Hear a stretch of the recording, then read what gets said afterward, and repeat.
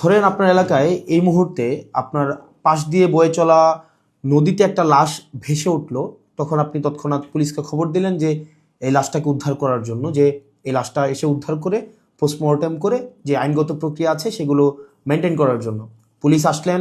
Police এসে সেই লাশটা আপনার বাসা থেকে ফর এক্সাম্পল 50 কিলোমিটার দূরে আপনার সদর হসপিটালে নিয়ে গেলেন, সেখানে পোস্টমর্টেম করা, সেখানে হচ্ছে ডোমকে রাজি করানো, তারপর হচ্ছে জানাজা, দাফন কাফন, এই প্রত্যেকটা কার্যক্রম পুলিশ নিজে উপস্থিত থেকে করলেন বা করেন। এটাই, পুলিশ ছাড়া এই কার্যক্রমগুলো কেউ করে না। অথবা কেউ হারিয়ে গেলেন, অথবা কেউ আত্মহত্যা করলেন, এই যে কার্যক্রমগুলোকে আমরা পুলিশকে দিয়েই হচ্ছে আমরা করতে হয়। এখন কয়েকটা প্রশ্ন এখানে। আপনার বাসা থেকে বা নদীর পাড় থেকে লাশটা জেলা সদরে নিয়ে যাওয়ার জন্য যে খরচটা হয়েছে, অ্যাম্বুলেন্স ম্যানেজ করা, ডোম ম্যানেজ করা, হসপিটালের যে খরচ, এই খরচটা আসলে কে দেয়? এই খরচটা দেয় হচ্ছে সেখানে নিয়োজিত যিনি দায়িত্বপ্রাপ্ত এসআই, কনস্টেবল বা যিনি যান, পুলিশের যে সদস্য যান, তাকেই কিন্তু এই খরচটা বহন করতে হয়। যেই 10-15 হাজার টাকা খরচ হয়, তাকে এই খরচটা বহন করতে হয়। যদিও সরকারি নিয়ম আছে যে এই খরচটা ফেরত দেওয়া হয়, কিন্তু যেই টাকা খরচ হয় আর যেই টাকা ফেরত দেওয়া হয়, ফর এক্সাম্পল 10,000 টাকা যদি খরচ হয়, সেখানে ফেরত দেওয়া হয় 500, 800, 1,000, 2,000 টাকা। তো সেটা দেখা যায় খরচ হওয়ার তুলনায় প্রাপ্তির যেই ব্যবধান, সেটা দৃশ্যমান অনেক বেশি ব্যবধান। তো এই পুরো খরচটা কিন্তু পুলিশকেই বহন করতে হয়। দ্বিতীয়ত হচ্ছে, আপনি যদি আপনার এলাকার থানাগুলাতে যান, থানাগুলাতে গিয়ে যদি দেখেন যে আপনার এলাকার এসআই, কনস্টেবল বা আপনার যারা সেবা দিয়ে থাকেন যে পুলিশগুলা কোন ধরনের পরিবেশে থাকেন, আপনি বিশ্বাস করেন, যদি আপনি ওই পরিবেশটা দেখেন, আমরা ইউনিভার্সিটিতে যেভাবে গণরুমে ছিলাম, এক রুমে গাদাগাদি করে অনেকজন, ফ্লোরিং করা, শুধুমাত্র তোষকটা থাকতো, উপরে ফ্যান নাই, যথাযথ পয় নিষ্কাশন ব্যবস্থা নাই, তারপরে হচ্ছে ভেন্টিলেশন সিস্টেম নাই, একটা মানবীয় জীবন বলতে যেটা বোঝায়, আপনার থানাগুলোতে পুলিশরা সেই ধরনের পরিবেশে থাকে। এখন একটা পুলিশ আপনার ডিউটি করে এসে রাতে যদি এই ধরনের একটা পরিবেশে ঘুমায়, আমরা কি তার কাছ থেকে প্রত্যাশিত সেবা আমরা কিভাবে এক্সপেক্ট করব? মানে এটা এটা একটা মানবীয় জীবন থানাগুলাতে আসলে পুলিশের জন্য ব্যবস্থা করা হয়েছে। এত বছরেও পুলিশ এই সেবাগুলোতে, এই মৌল মানবিক পুলিশের যেই বেসিক যে সেবাগুলা, সেগুলো এখনো পর্যন্ত কিন্তু সংস্কার করা হয়নি। তৃতীয়ত, সবচেয়ে গুরুত্বপূর্ণ এবং তৃতীয়ত যেই অসুবিধাটি আমি থানাতে দেখলাম এই কয়েক মাসে, সেটা হচ্ছে আপনার থানা থেকে একটা অপরাধ কার্যক্রম সংগঠিত হয়, ফর এক্সাম্পল 15 কিলোমিটার, 20 কিলোমিটার দূরে। একদিনে অনেকগুলো অপরাধ কার্যক্রম সংগঠিত একটা থানায় হতে পারে। পারিবারিক কলহ, মাদকের সমস্যা, ছিনতাই, ডাকাতি, চুরি, একাধিক সমস্যা সেখানে ঘটতে পারে। এখন প্রশ্ন হচ্ছে, একটা থানায় যদি আমার 16-17টা ইউনিয়ন, 20টা ইউনিয়ন, কোনো কোনো জায়গায় তারও বেশি ইউনিয়ন, প্রত্যেকটা জায়গায় যদি কোনো ধরনের অপরাধ কার্যক্রম সংগঠিত হয়, ধরি 10টা জায়গায় সংগঠিত হইলো বা 5টা জায়গায় সংগঠিত হইলো, আমার এই 5টা জায়গায় কিন্তু তাৎক্ষণিক রেসপন্স করতে হয়। এখন তাৎক্ষণিক যদি আমরা রেসপন্স করতে চাই, সেই জায়গাগুলোতে পৌঁছাইতে অবশ্যই আমাদের গাড়ির প্রয়োজন।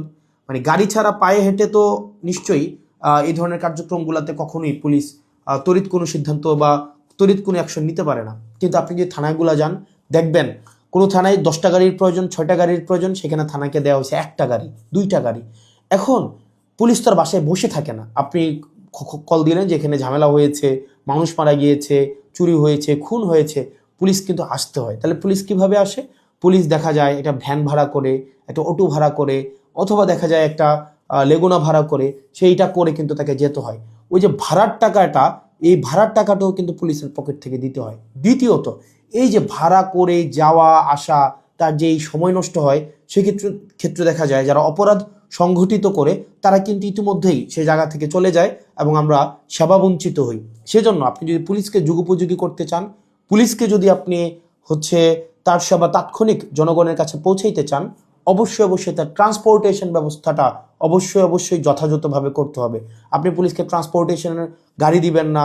গাড়ি বলতে এখানে একটা পুলিশকে একটা গাড়ি, এটা বোঝানো হয় নাই। একটা কাভার্ড ভ্যান দেন, 10টা পুলিশ একসাথে মুভ করতে পারে। তারপর হচ্ছে একটা থানায় যদি আপনি 5টা 6টা গাড়ি দেন, তাহলে সেক্ষেত্রে কিন্তু ওই এলাকার অপরাধ কার্যক্রম অবশ্যই দৃশ্যমান কমে আসবে। কারণ পুলিশ ইমিডিয়েট রেসপন্স করতে পারবে। কারণ পুলিশ যদি ইমিডিয়েট রেসপন্স করতে না পারে, অপরাধ সংঘটিত হয়ে যাওয়ার পরে যদি রেসপন্স করতে হয় সেক্ষেত্রে দেখা যায় দিন শেষে অপরাধী কিন্তু পালিয়ে যায়। সেজন্য পুলিশের দক্ষতা, পুলিশের সেবা যদি আপনি জনগণের দ্বারগোড়া পৌঁছাতে চান, অবশ্যই আপনার ট্রান্সপোর্টেশনের ব্যবস্থা উন্নতি করতে হবে।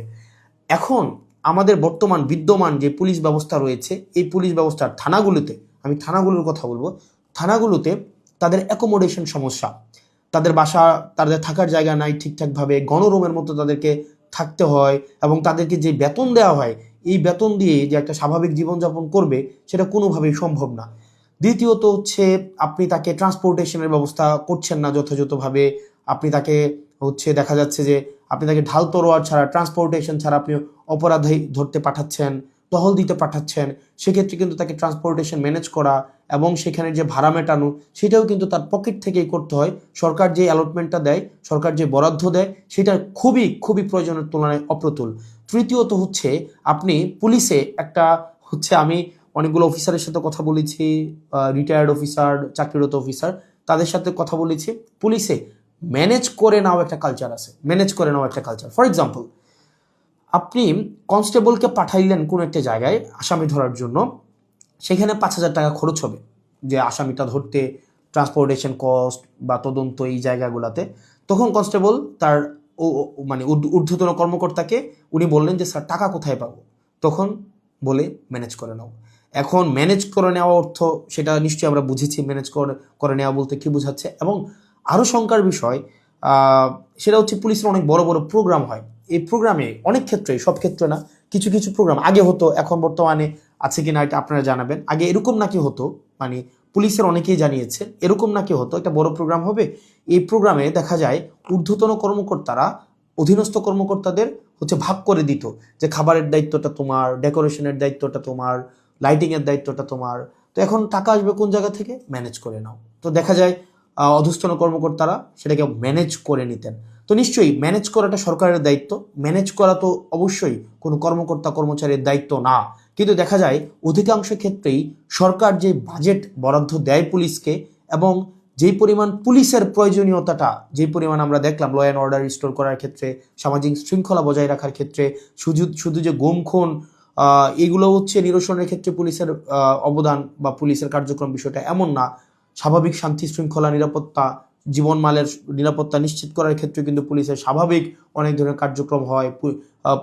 আপনার পরীক্ষার ডিউটি থেকে শুরু করে অনেক ধরনের কার্যক্রম হয়, এবং পুলিশেরকে আরও বিভিন্ন কাজে ব্যবহার করা হয়। যেমন এটা খুবই খুবই, আমি পার্সোনালি এই জিনিসটাকে আমি সবার সামনেই বলছি, এই জিনিসটাকে আমি পার্সোনালি এই জিনিসটাকে কখনোই ওয়েলকাম করব না।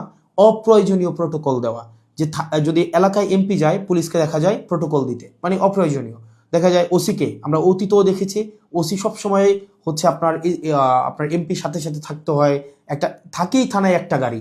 এখন একটা গাড়ি নিয়ে যদি আপনার ওসি বা অন্য কর্মকর্তারা আপনার এমপির সাথে সারাদিন ব্যাপী থাকতে হয়, যেখানে যায় সেখানে যেতে হয়, তাহলে ওসিও কিন্তু তার স্বাভাবিক থানা কার্যক্রম করতে পারে না, সাধারণ মানুষ সেবা বঞ্চিত হয়। একই সাথে সাথে যে একটা গাড়ির, এই গাড়িটাও কিন্তু অপচয় হয়। সেজন্য, এবং আপনারা জেনে থাকবেন যে এমপির সাথে পুলিশ সবসময় থাকে, কিন্তু এটা কিন্তু কোনো নিয়মে নাই, কোনো প্রোটোকলে নাই। এমপির সাথে পুলিশ থাকবে, এটার কোনো প্রোটোকল নাই, কোনো প্রোটোকলেই নাই। এটা আগে রাজনৈতিক যে কালচার ছিল, রাজনৈতিক কালচারে পুলিশ এমপির একটু নজরে পড়ার জন্য বা একটু স্বাভাবিকভাবে এই কার্যক্রমগুলো, পুলিশকে রাজনীতিকীকরণ হওয়ার কারণে পুলিশ যে স্বপ্রণোদিত হয়ে সব ক্ষেত্রে করেছে বিষয়টা এমন না, পুলিশকে করতে বাধ্য করা হয়েছে ক্ষেত্র বিশেষে। তো সেজন্য আমরা যদি পুলিশের সেবাটাকে জনগণের দোরগোড়ায় পৌঁছাতে চাই, আমরা যদি চাই জনগণ যথাযথভাবে পুলিশের সেবাটা পাক, তাহলে কিন্তু অবশ্যই আপনি পুলিশের, বিশেষ করে থানা পর্যায়ের থানা পুলিশের, কারণ সবচেয়ে বেশি কিন্তু থানায় পুলিশকে সাধারণ মানুষ যায়, আপনি থানার পুলিশের অবশ্যই আপনি তার আবাসন ব্যবস্থা নিশ্চিত করতে হবে, যথাযথভাবে তার বিশ্রামের পরিবেশ আপনি নিশ্চিত করতে হবে, নিরাপদ পানির ব্যবস্থা নিশ্চিত করতে হবে, খাবারের ব্যবস্থা নিশ্চিত করতে হবে, এবং তার ডিউটির এখানে একটা প্রোটোকল আপনার নিশ্চিত করতে হবে। আপনি 24/7 একটা মানুষ কখনোই, একটা স্বাভাবিক মানুষ স্বাভাবিকভাবে কখনোই ডিউটি করতে পারে না। জনগণের খুবই ভয়ের ভিতরে, আতঙ্কের ভিতরে আছেন। এই জন্য আমি নিজেই রাস্তায় নেমে এসেছি। আপনারা অলরেডি দেখেছেন সন্ধ্যাবেলায় আমরা ব্লক রেড দিয়ে বিভিন্ন এলাকাতে ছিনতাইকারী থেকে শুরু করে মাদক যারা বেচাকেনা করে এবং যারা গ্রহণ করে প্রত্যেককেই আইনের আওতায় আনার ব্যবস্থা নেওয়া হয়েছে। আমি স্টুডেন্ট লাইফে আমার মনে আছে একবার মোহাম্মদপুরে ঢাকা বিশ্ববিদ্যালয় থেকে আমার এক আত্মীয়ের বাসায় আসতেছিলাম। এই জেনেভা ক্যাম্পের পাশেই আমি ছিনতাইকারী কবলে পড়ি। এটা সেই 1986 সালের কথা। তো আমি জানি একটা অপরাধপ্রবণ এলাকা, আর এখন তো এই এলাকায় বিভিন্ন নিম্ন আয়ের লোকজন বসবাস করে। ভাঙাড়ি ব্যবসায়ী থেকে শুরু করে অবৈধ ব্যবসার সাথে জড়িত। আমাদের ফুটপাত দখল হয়ে গেছে, ফুটপাতের পরে এখন রাস্তাও দখল হয়ে গেছে। আমাদের জনগণের অফিসগামী হোক, বাজারে যাওয়ার লোক হোক, স্কুলগামী ছাত্রছাত্রীরাও সুষ্ঠু সুন্দরভাবে সে রাস্তা থেকে চলাচল করতে পারছে না। তা আমি চাই আপনাদের সকলের সার্বিক সহযোগিতায় এই কিশোর গ্যাং, তারপরে নিজের হাতে আইন তুলে নেওয়ার যারা চেষ্টা করছে, তারা ইয়াং জেনারেশনের সন্তান আমাদেরই, তাদেরকেও আপনারা রিকোয়েস্ট করবো আপনারা স্কুল কলেজ ইউনিভার্সিটিতে গিয়ে বুঝাবেন যে আইন নিজের হাতে তুলে নেওয়া যাবে না। আমার পুলিশ ভয় পেত ডিউটি করতে যেত, তা আমি তাদেরকে বললাম, তোমার প্রশিক্ষণ আছে, তোমার আইনি সুরক্ষা আছে, তুমি কেন জনগণকে ভয় পাবা? জনগণ তোমাকে, খারাপ জনগণ তোমাকে ভয় পাবে। ল অ্যাবাইডিং সিটিজেন যারা আছে তারা তো সবাই আমাদের পক্ষেই আছে, আর যারা ক্রিমিনাল, এই সমস্ত অপকর্মের সাথে জড়িত থাকে, তাদেরকে কঠোর হস্তে দমন করা হবে, সে যেই হোক। আমি আপনাদেরকে সহযোগিতা হই। অনেক সময় হোয়াইট কলার ক্রিমিনাল যারা বিভিন্ন দলের ব্যানারে থেকে এই সমস্ত নেতৃত্ব দেয়, এগুলাকে আমরা আইনের আওতায় আনবো সঠিকভাবে। তাহলে আমাদের দেশের উন্নয়ন, অগ্রগতি এবং আইন শৃঙ্খলার উন্নয়ন হবে। আর আইন শৃঙ্খলা যদি ঠিক না থাকে, তাহলে কিন্তু আমাদের অর্থনৈতিক উন্নয়ন হবে না, বিনিয়োগ আসবে না। তো আমি নগরবাসীকে স্বস্তি দেওয়া, ছিনতাইকারীর কবল থেকে রক্ষা করা, এই মব কালচার থেকে বেরিয়ে আসার জন্য আমি আমার ইয়াং জেনারেশনের ভাইদেরকে অনুরোধ করব, বিশেষ করে পলিটিক্যাল লিডারদেরও বলবো, আপনারা সমঝোতার মাধ্যমে, আপনারা আলোচনার টেবিলে বসে সকল সমস্যার সমাধান করেন। আপনারা জানেন মাত্র 2,20,000 পুলিশ আছে, লোক সংখ্যা প্রায় 20 কোটির মতো সারা বাংলাদেশে, আর ঢাকা শহরে প্রায় 4 কোটি।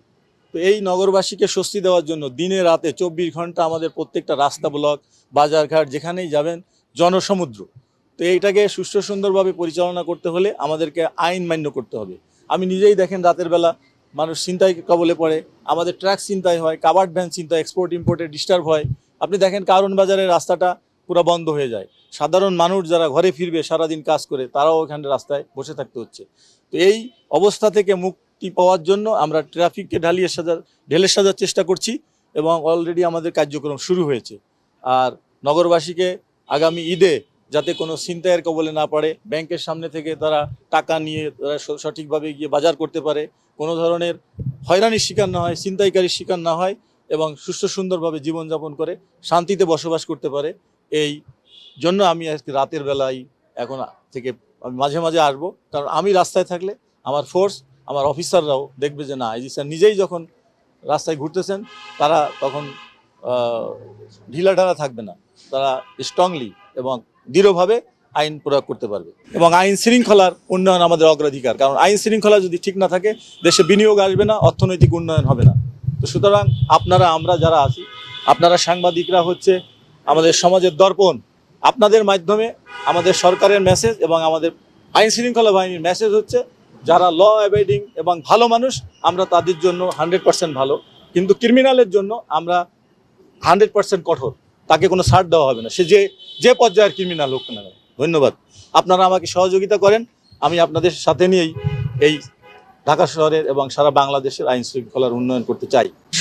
সব কিছুই নিয়ন্ত্রণ করা সম্ভব, এমন কোনো সমস্যা নাই যে সমাধান করা যায় না। দরকার শুধু আপনার আমার সকলের পজিটিভ অ্যাটিটিউড। আমরা এই সমস্যাটা সমাধান করতে চাই। আবার অনেক লোক আছেন সমস্যার সমাধান করবেন না, এখান থেকে কিছু ফায়দা লোটার চেষ্টা করবেন। দেখলে কোথাও যদি আগুন লাগে, এক গ্রুপ নিভাতে যায়, আর এক গ্রুপ ওখানে আরেকটু আগুন বেশি বাড়ায় দিয়ে কিভাবে লুটপাট করা যায়। এই দুই ধরনের চরিত্রের লোক আছে সমাজে। তো আমরা সেই ভালো লোকগুলাকে প্যাট্রোনাইজ করব, খারাপ লোকগুলাকে আমরা আইনের আয়তা আনবো, এবং আবার আমরা মানবাধিকারও লঙ্ঘন করব না। আমরা আমাদের প্রচলিত আইন ব্যবস্থায় যতটুকু শক্তি প্রয়োগ করে এই ক্রিমিনালকে দমন করা দরকার, আমরা সেইভাবে করব। এই ব্যাপারে আপনারা সহযোগিতা করবেন এবং পজিটিভলি পুলিশকে সহযোগিতা করার জন্য আমি অনুরোধ জানাই। পুলিশ সার্ভিস থেকে শুরু করে ফিল্ড লেভেল থেকে সবাই চাচ্ছে এটা ভিজিবল পোশাক, কারণ আমরা যখন বাইরে ডিউটি করতে যাই, আমার পুলিশের এই পোশাকটাকে ওইভাবে মানুষের চোখে পড়ে না। তো আমরা চাচ্ছি সরকার ব্যাপারে কনসার্ন, তারাও আলোচনার মাধ্যমে নতুন একটা কিভাবে সুন্দর পোশাক দেওয়া যায় না, ওইটা আমি তো একক সিদ্ধান্ত নিব না, কারণ এটার সাথে একটা প্রক্রিয়া জড়িত আছে। হোম মিনিস্ট্রি আছে, আমাদের সরকার প্রধান আছে, ওনারা একটা কমিটি করে দিবেন হয়তো, তাদের সাথে আলোচনার মাধ্যমে যেটা সুন্দর হয়, ভালো হয়, সেই রকম পোশাকই আমরা ইনশাল্লাহ দিতে পারবো আশা করি। আর আমি আর একটা বিষয় অ্যাড করতে চাই, শুধু পোশাক না, আগে আমাদের পুলিশের মনের পরিবর্তন, রুহটাকে, কল্পটাকে সুন্দর করতে হবে। এটা যদি যত ভালো পোশাকই দেন না কেন, আমি যদি আমার পুলিশের যারা ফোর্স আছে, আমাদের অফিসাররা আছে, তারা যদি তাদের হৃদয়টাকে যে প্রকৃতপক্ষে সেবক হিসাবে কাজ করতে না, তাহলে কিন্তু এটার পোশাক পরিবর্তন করেন, যাই করেন, অনেক অস্ত্র দিলেন, অ্যাপারেটাস দিলেন, কিন্তু কাজ হবে না। আগে আপনার পজিটিভ অ্যাটিটিউড থাকতে হবে যে না, আমি সমাজে শান্তি প্রতিষ্ঠা করতে চাই, জনগণের সেবক হতে চাই। প্রধানমন্ত্রীর 1 নম্বর অ্যাসাইনমেন্ট হচ্ছে সমাজে কোনো মাদক থাকবে না, কারণ আমাদের পুরো জেনারেশন নষ্ট হয়ে যাচ্ছে। আমি দেখেছি প্রিন্সিপাল বাবা হাত ভাঙা, কি ব্যাপার, আমার সন্তানকে আমি মাদকের টাকা দেই নাই বলে আমার হাত ভেঙে দিয়েছে, এগুলো আমরা জানি। তো এই ব্যাপারে আপনারা সবাই সহযোগিতা করবেন, এবং আপনাদের সন্তানরা কে কোথায় কার সঙ্গে মিশছে এটাও আপনারা একটু খেয়াল রাখবেন।